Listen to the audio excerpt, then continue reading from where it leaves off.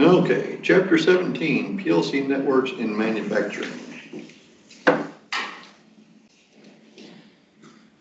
The objectives for this chapter are to name common devices used in a PLC network, describe the three main elements of a PLC network, describe characteristics of twisted pair, coaxial, and fiber optic cable, describe the networks used in Allen Bradley SLC 500 PLCs or more modern version Micrologix family.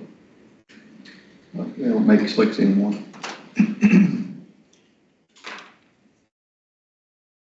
Configure a DH485 PLC network using Logix 500 software. Yeah, they haven't used DH485 since the PLC4 or the SLC 504. And use service communications instructions and message read-write instructions to create PLC ladder logic diagrams.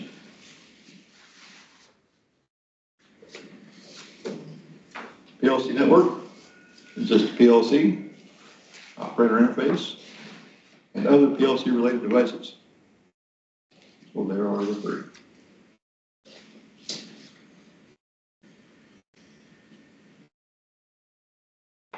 You guys think of any PLC related devices?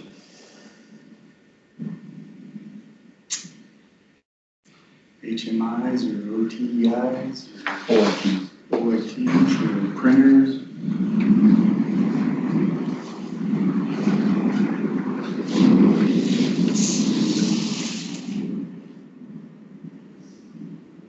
Well, no, would your modules be part of that too? If they're remote.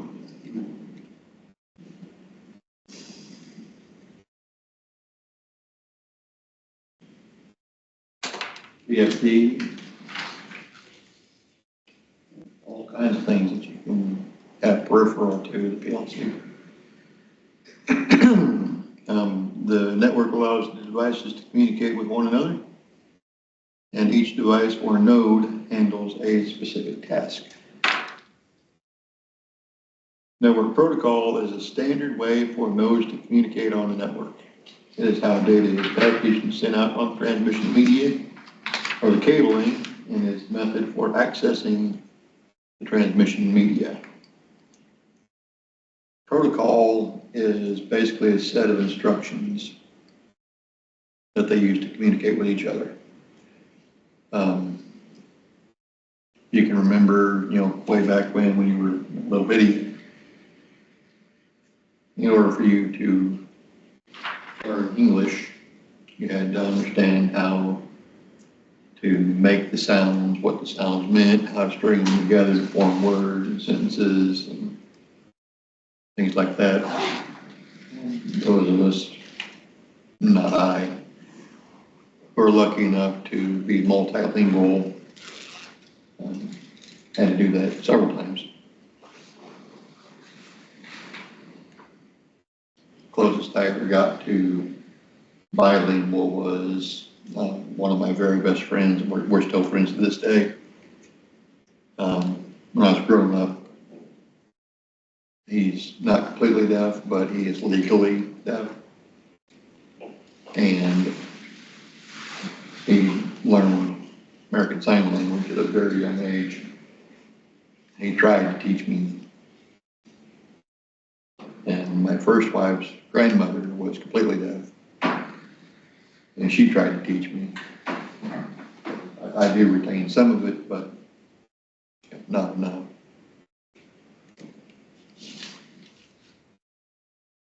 Network types in SLC 500 and in a variety of other network platforms. Have DH485, DH Plus, and Ethernet. Everything we have in this room is on Ethernet, and specifically Ethernet IP, which is a subset of Ethernet.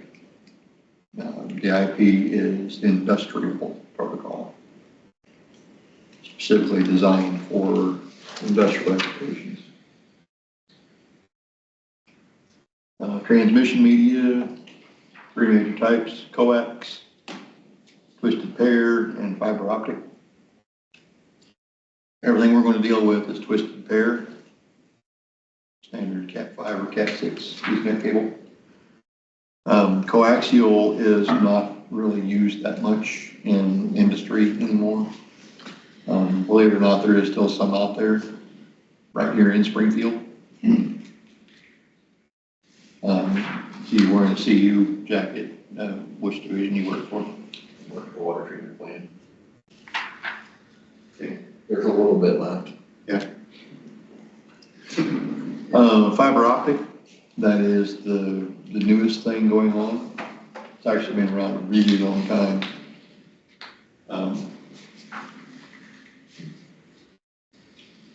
As far as industry goes, fiber optic is used whenever you're in a really electrically noisy environment because it is noise immune. No, really, I didn't know that. Yeah. Otherwise, it's probably going to be just regular UTP twisted pair. You twisted pair cable though, it can only go so far, right? Like 100 feet. 100 meters. And it depends on which cable you're talking about. Some of them can go a lot farther than that, believe it or not. Fiber optic is by far the longest transmission between signal fibers or repeaters. Coaxial, also called coax, comes in many sizes and types and is classified by its impedance rating. For those of you that have cable internet, it is coming through on a coaxial cable, and its impedance is probably somewhere in the neighborhood of 75 ohms. The most common one for industrial networking is 50 ohm cable.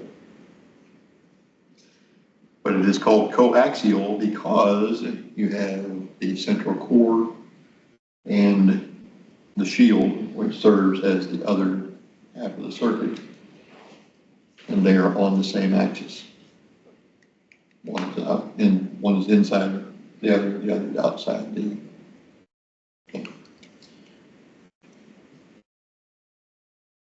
Impedance, overall resistance of wire experiences when alternating current flows through it. Some of y'all should remember that from last semester basic electricity class. By some of you, I mean Paige. Yeah, it's just me. Limiting factor of the overall length of a network and number of nodes it can support without a repeater. That's why you have to have, you can only go so far because the impedance or the effective resistance of the cable becomes so high that the voltage drop causes the signal not to be able to reach the necessary threshold to be able to determine or differentiate between a high signal and a low signal, and on and on. A repeater is just a device that restores the signal to its original strength or amplification level and then forwards the signal on through the network.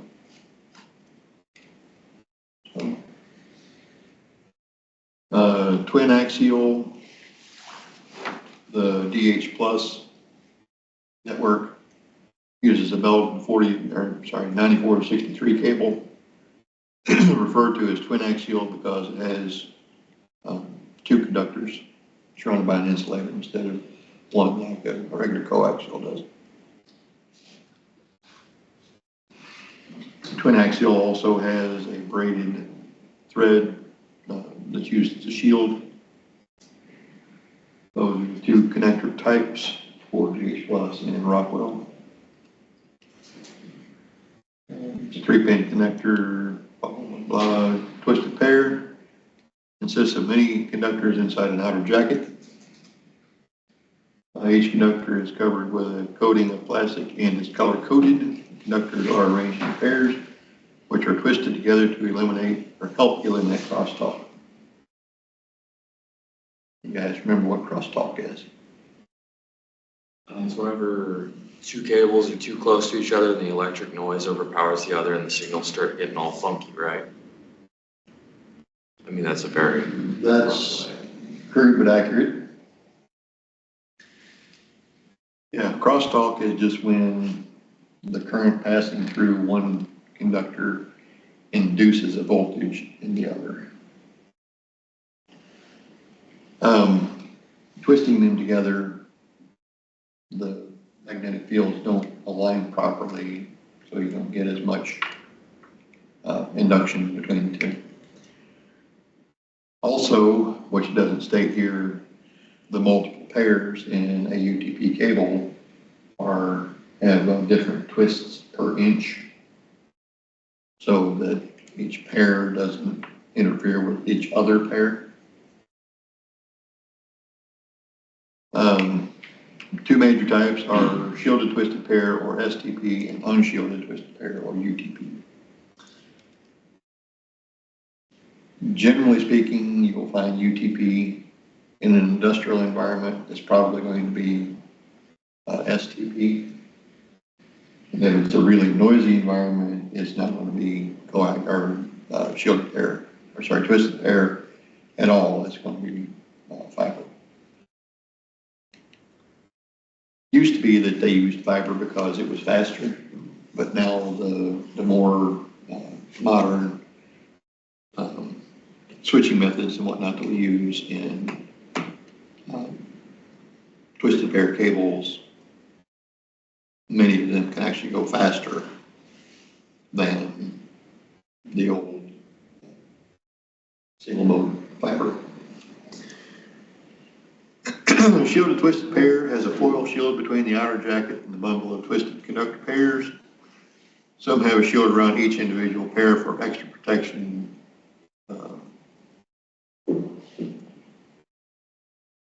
From and crosstalk, does that make any sense? Is it just me or is that just plumb stupid? And then of course you have the unshielded twisted pair.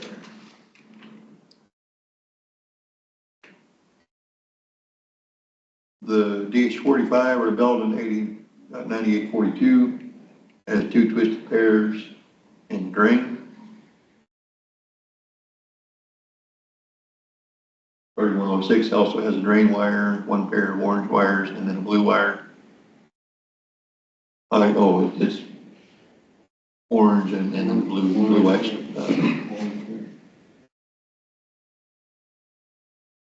Well, a lot of this stuff, but I need to just take a lot of this crap out of here.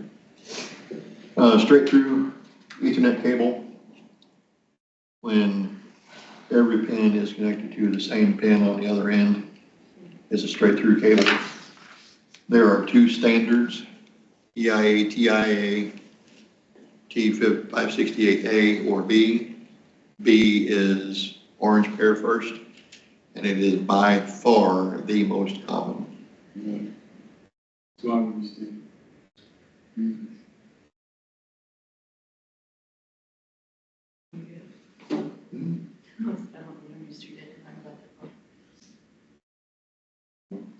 Exactly. Read faster. The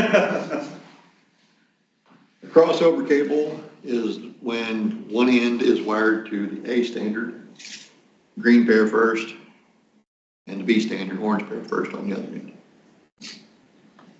Crossover cable is required if you are going to connect two host devices together. Used to be that way. Nowadays, almost all network interface cards or NIC devices have what is known as auto MDIX, which says they talk to each other and figure out what kind of cable is connecting them. So it doesn't matter, they're going to be able to talk to each other anyway. Okay.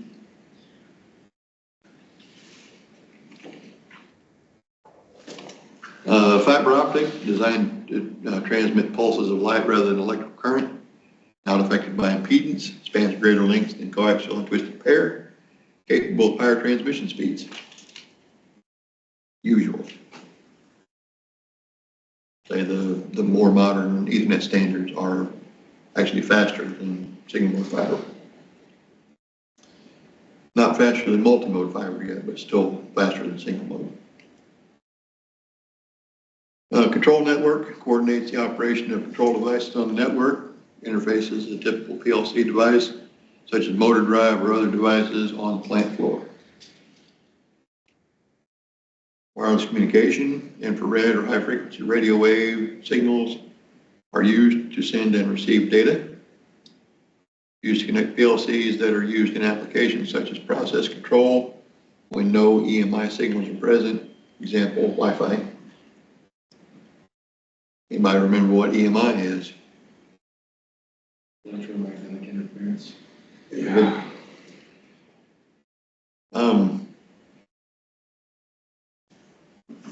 I'm very old school,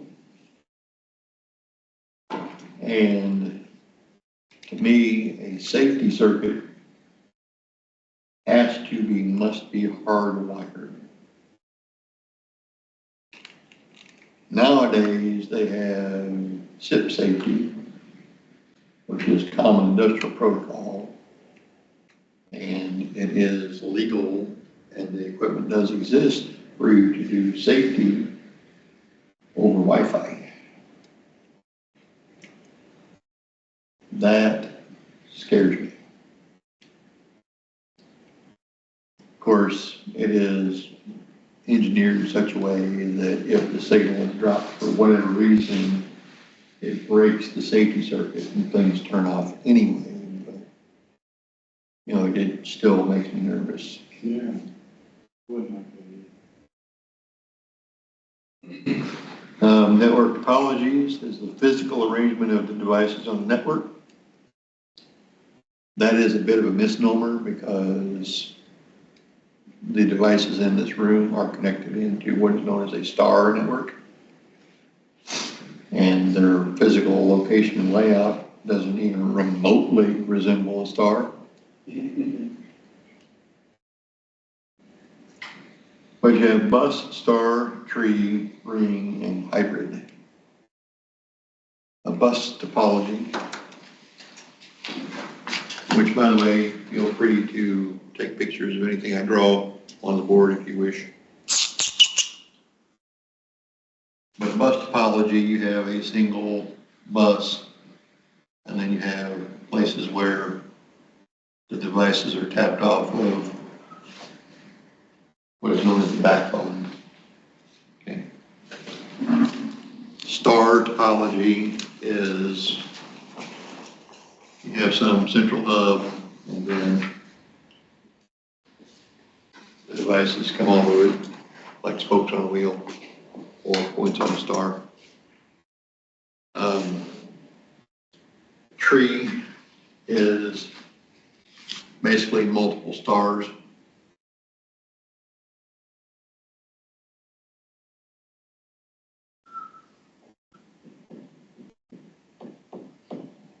What my drawing abilities just get worse and worse. Ring, it's just that, it's a ring. So Would you say the first one was a bus? that's bus, yes.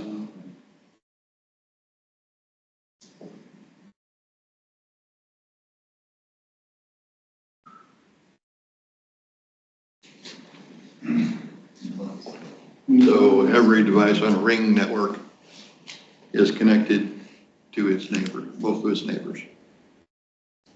Okay. More commonly known as a DLR or device level ring.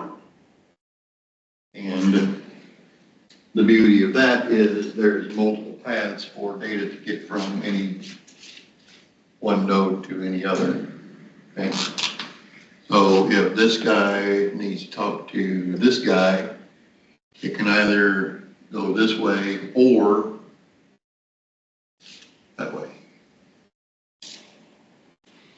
Okay. It's going to want to go this way because it's only got to go to one of the devices instead of two to get where it needs to go. However, if there is a break in this communication line, somebody runs over the conduit with a fork truck, or they catch their foot in it as they're walking by that particular desk and jerk the cable out of the wall or whatever, and, you know, it'll realize, hey, I can't go this way anymore because of that fault. So I'm gonna just reroute and go the other way. Okay. You have two brakes, they're not gonna be able to talk to each other or anything. Replace the cable. You got an example for a hybrid? Is that just Any combination of those. Okay.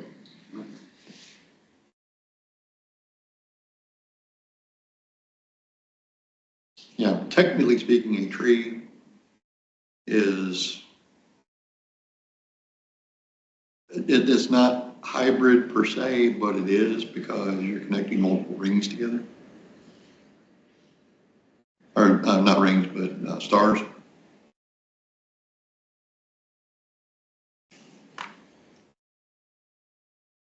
Oh, here, bus topology. I forgot these were in there. Notice that doesn't look like star either. If you imagine the hub in the middle and everybody coming off of it like points on a star. Tree, multiple stars. Ring. And hybrid is, like I said, any combination of the others. Very hybrid. PLC network topologies, DH45. You're almost assuredly not going to run into DH45 anymore. It's way too old. DH plus, there's probably still some of that out there. Primarily, everything's going to be on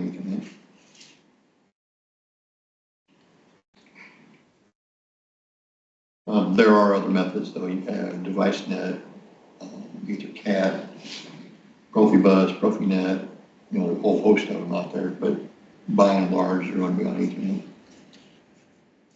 Ethernet. Network access control, method of accessing network media, ensures that data is transmitted in an organized manner to reduce possibilities of data corruption.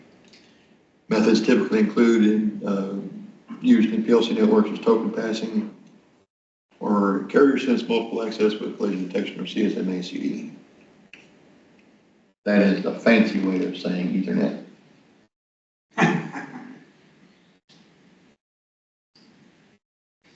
Token passing is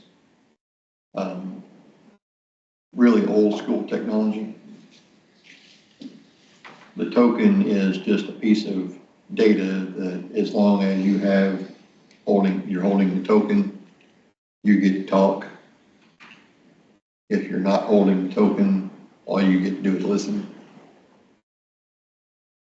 Okay.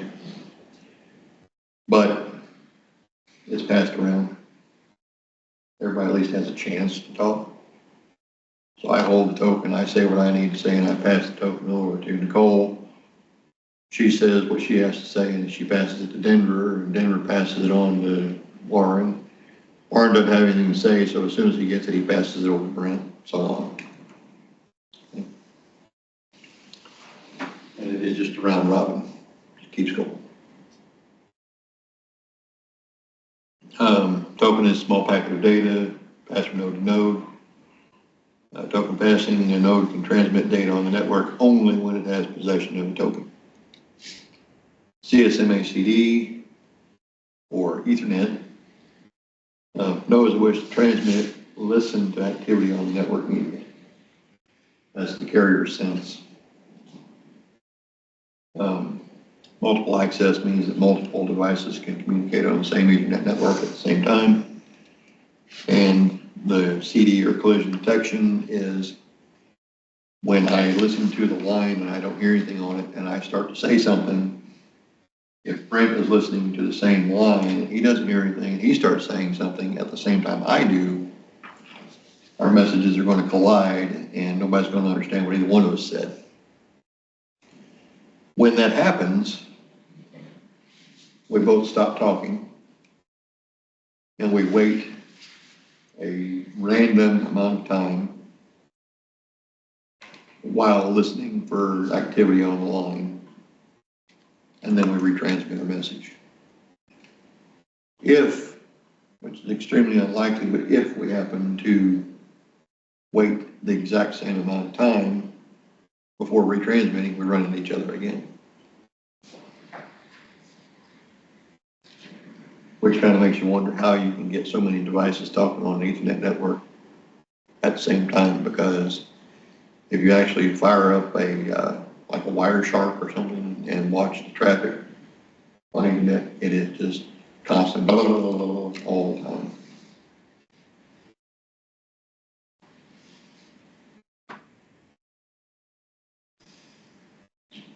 DH485, not gonna worry about that. PLC networks are peer-to-peer or initiator responder. That's actually what we're supposed to do in lab, is initiator responder.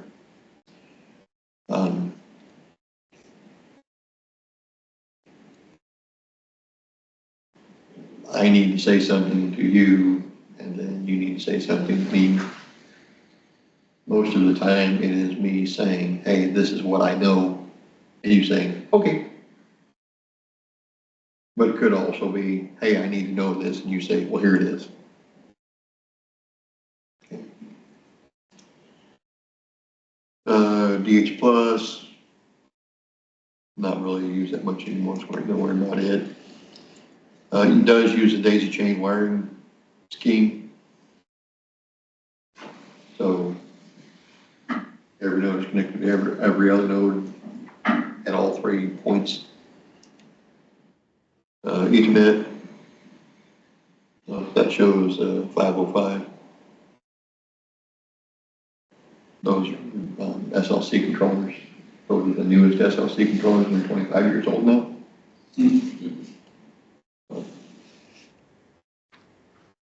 Ethernet networks use an IP address and decimal and binary notation. And they also have a gateway address. They also have a subnet mask.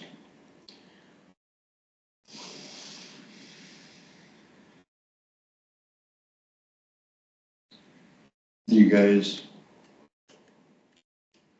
remember your binary from PLC 1? I didn't really get a good lesson on that in my class. We talked about that, remember, because I talked about it was all hybrid, it was all online, so I didn't really get a lot of instruction on that part of it. The videos are really helpful. Yeah, that's how I got through my last class, was I watched his videos.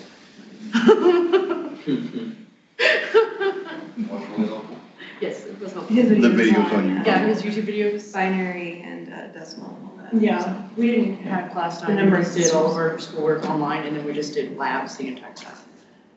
Yeah, that's the definition of hybrid class. Yes, until it was completely hybrid. Yeah. Last semester we had a PLC 1 hybrid. And, well, Luke was in that class. Yeah. And I talked to Landon, and they're no longer going to do PLC 1 in the hybrid format at all. Man, I'm glad. Yeah. That was going It too was fast for me, I couldn't keep up. I had that with Landon like 2 years ago.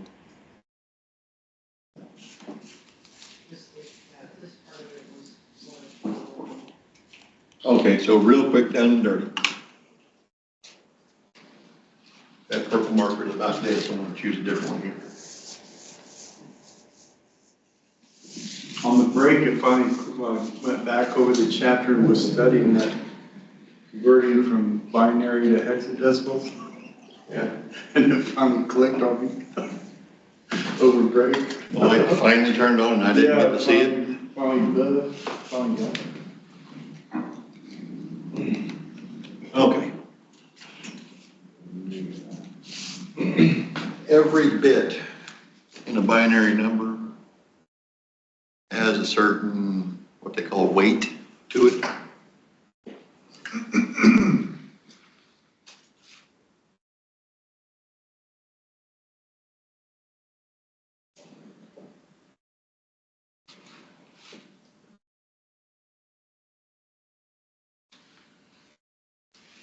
Okay. since we were talking binary, we have two digits available to us, a 0 and a 1. Okay, it's the only two states that it can be in, is on or off. So in order to get something that we as human beings can read easily, things that we've been taught since we were, little bitty, decimal form, by decimal, deci is 10. Guess how many fingers and toes you got? Boys can count to 21, girls can only count to 20.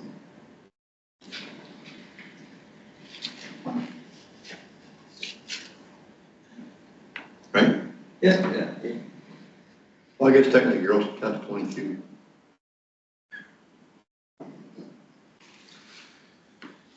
So anyway, whenever you are talking about going from binary to decimal, all you have to do is, we'll use that last octet there, 0, 0, 0, 1, 0, 1, 0.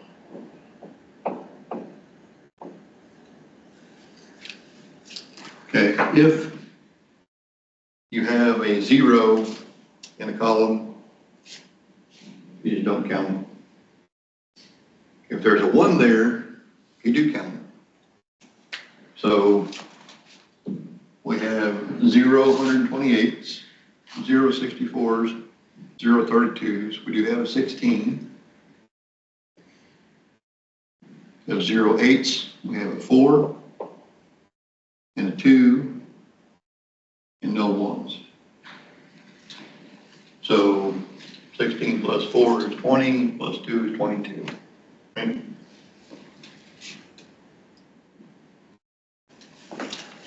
And that's what that is. Okay. If you want to go the opposite way, go from decimal to binary, you take those same weights,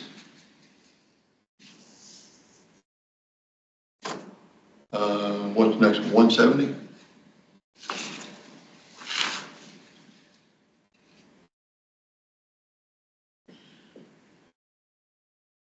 Okay. Can I subtract 128 from 170 and not end up with a negative number as my result? Yes, I can. Okay. I'm going to put a 1 in that column. Subtract 128 from this. That is 242. Did I do my math right? Sure. Okay. Can I get 64 out of 42 and not end up with a negative number? No. No, I cannot.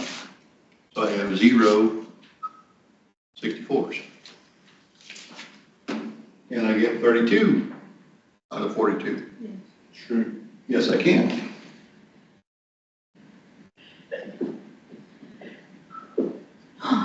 Well, really hope I did that math right. Okay, can I get a 16 out of 10? No. Can I get 8 out of 10? Yes.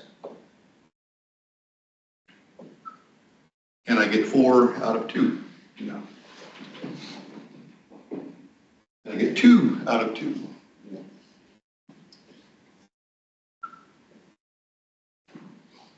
Leaves me with a remainder of 0. I cannot get a 1 out of 0. Okay? So 1 0 1 0 1 0 1 0 1 0 1 0 1 0 1 0.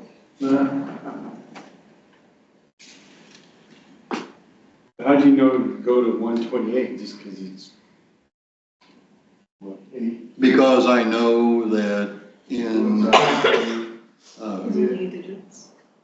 it's 0 to 255, which is 8 bits. Okay.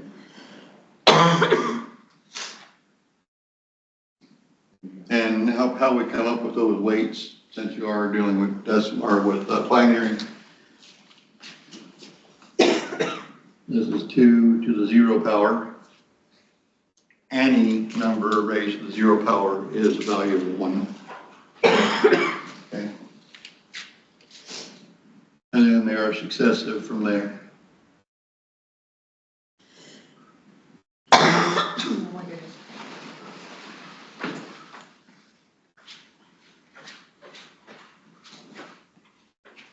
Any number raised to the power of 1 is that number.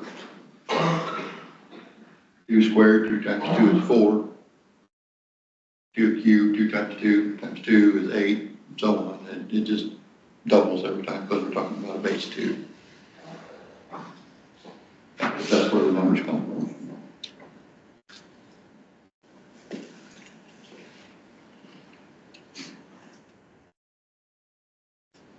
Classes. Each class is identified as well as network address and node address.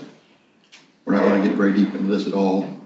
Class A is anything where the first octet is anything between 1 and 127. Anything between 128 and 191 is Class B, and 192 to 223 is Class C. Never knew about the Class A. Yeah, the class just tells you, without doing any subnetting or supernetting, which part of the address is going to be network and which part of the address is going to be host. Okay. Network is just the network, and host is any device connected to the network. Whether it be server, computer, laptop, phone, you know, whatever it ends up being. Class A. Toke it out, man. Yeah, no. I wish. No, I'm kidding.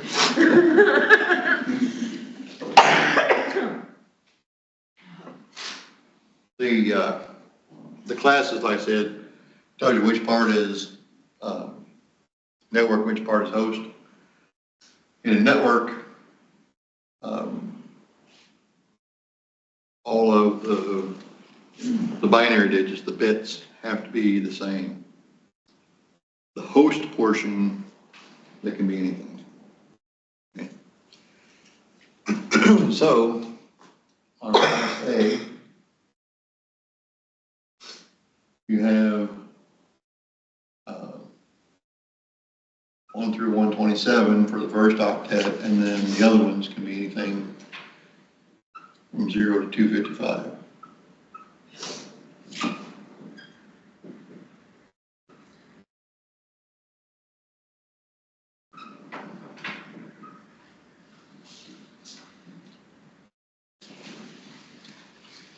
Okay. How many possible combinations do you get out of 0 to 255? 256. 256. 0 is a valid number. So there's 256 can go there, 256 of them can go there, and 256 of them can go there. So what is 256 cubed? 2 to the 8.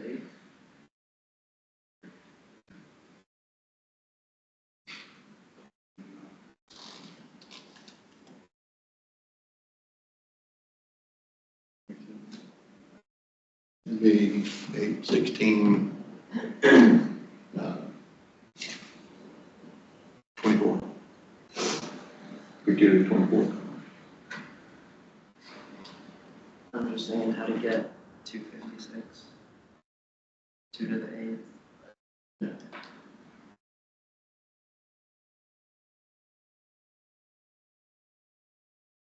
16,777,216.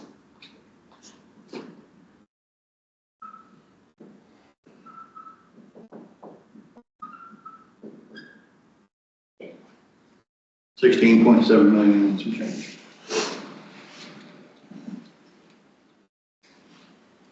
Not too many networks need to be that big.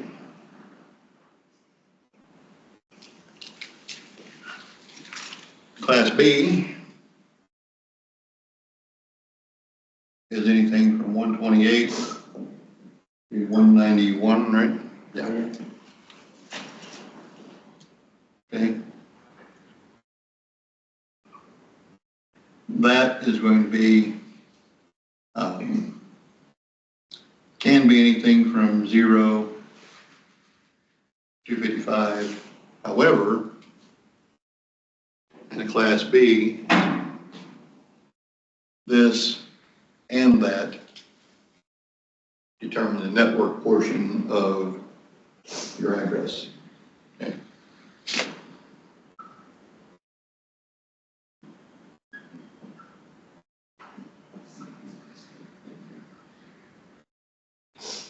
So there again, you've got 256 possible there, 256 possible there. So it's 256 squared.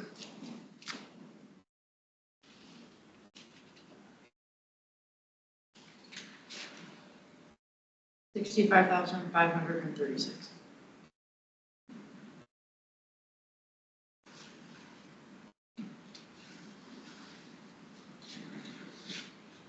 Okay. So we jump from 16 million all the way down to 65,000. And then Class C is 192 through 223.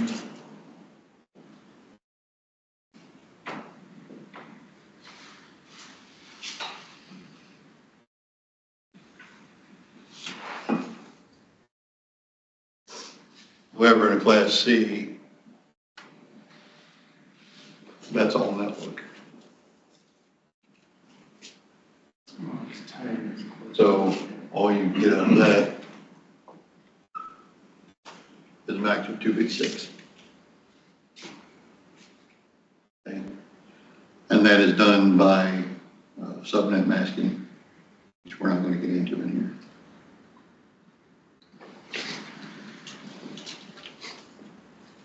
So what about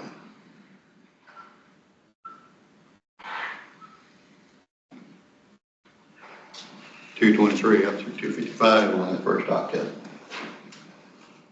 Class D.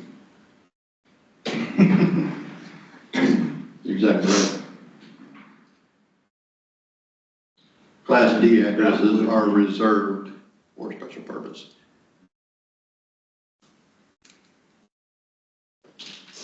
Is that monitoring the web page? Yeah, a little bit. Is that any better? Yeah.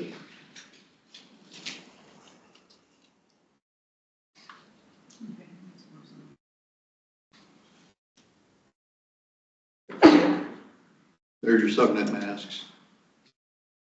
Oh, yeah. 255 is 128 plus 64 plus 32 plus 16 plus 8 plus 4 plus 2 plus 1. 255.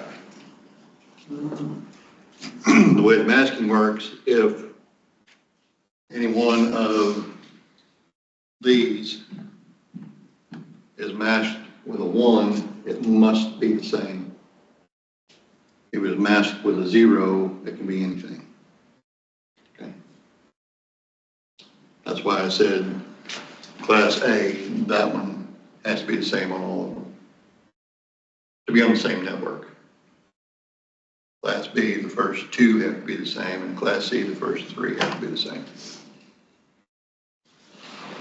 That's why these masks look like they do. That's Makes sense. 8 ones, 8 zeros, 8 zeros, 8 zeros, 8 ones, 8 ones, 8 zeros, 8 zeros, and so on. Anything matched with a 1 must be the same. Anything matched with a 0 can be anything.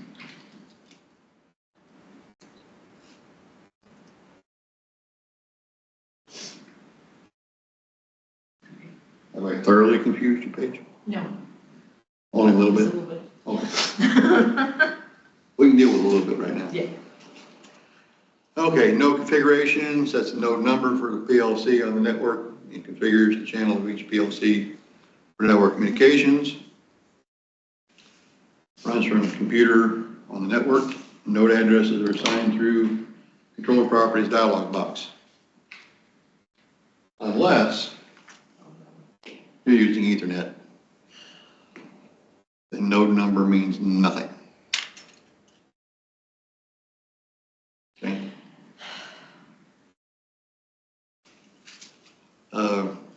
Read write with a message instruction allows blocks of data to be written to or read from a memory location of a specified PLC or other device. If you need PLCs to be able to exchange information with each other, you do with a message instruction. Just because they're on the same network doesn't mean that they're necessarily talking to each other. Actually, in this class, we're going to be talking between the controller and the remote I/O, the controller and the drive, and technically from the controller to the OIT. We're just not doing anything with the OIT in this class.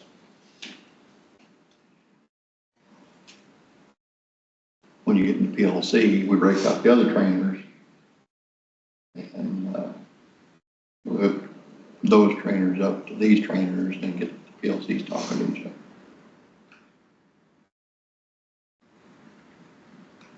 Was that PLC 3 you do that?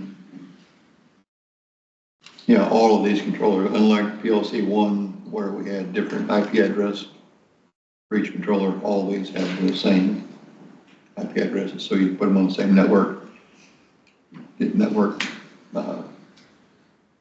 IP address conflicts, and it brings your network to its knees in a hurry.